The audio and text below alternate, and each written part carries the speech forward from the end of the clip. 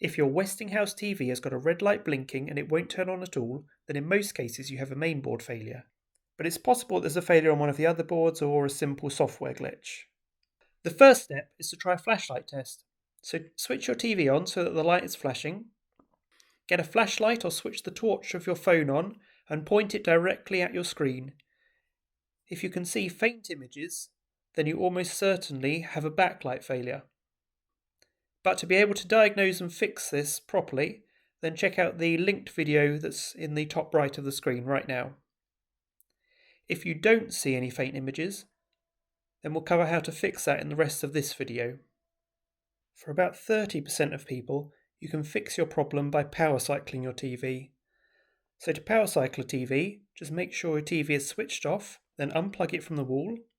Hold down the physical power button on the TV for at least 15 seconds. Wait for at least 2 minutes for any residual power to drain from the TV's capacitors, and then plug your TV back in and try switching it on. If this doesn't fix your issue, then just try it a couple more times, because sometimes it doesn't work first time and it can take a few goes to kick in. In about 10% of cases, a fault within your household power supply, or more specifically within the surge protector or smart plug that your TV is plugged into, is the cause of the problem. So just try removing any surge protectors or smart plugs so that you've got a direct line to your wall socket.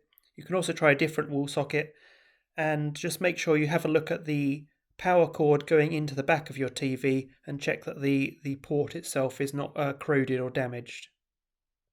About 5% of users have got an HDMI problem. So this is either a faulty HDMI cable with a break in it, a damaged HDMI port with damaged or broken pins, or a poor HDMI connection between the cable and connector. So start by removing all HDMI and other cables apart from your power cable from your TV, then switch your TV on. If the problem's gone, then take a look at all of the HDMI and other cables. Check there's no damage to them.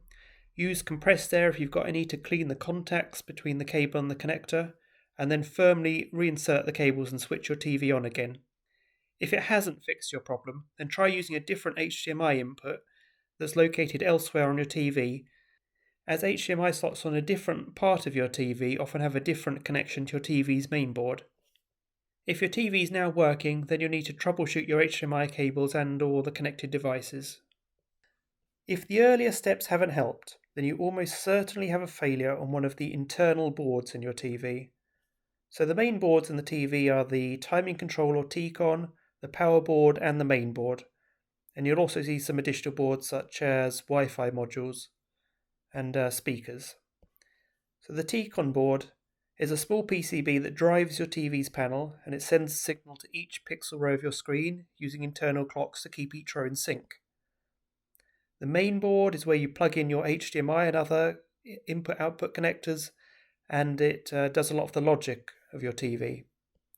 And the power board is where you plug in your power cable, and that converts the voltages to something that the TV can use. You're most likely to have a failure of the main board, but there's potential that it could be a failure on one of the other boards, or just a failure of the cables or the connections between them.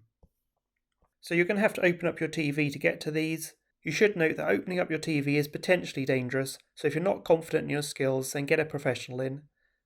But this is very easy to do at home.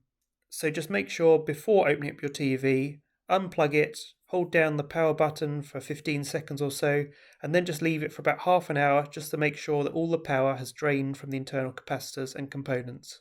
Once that's done, unscrew the screws around the bezel on the back of your TV and open up the case. You'll see the internal boards as in this picture, and the first step is just to simply check that all of the internal cables are tightly seated.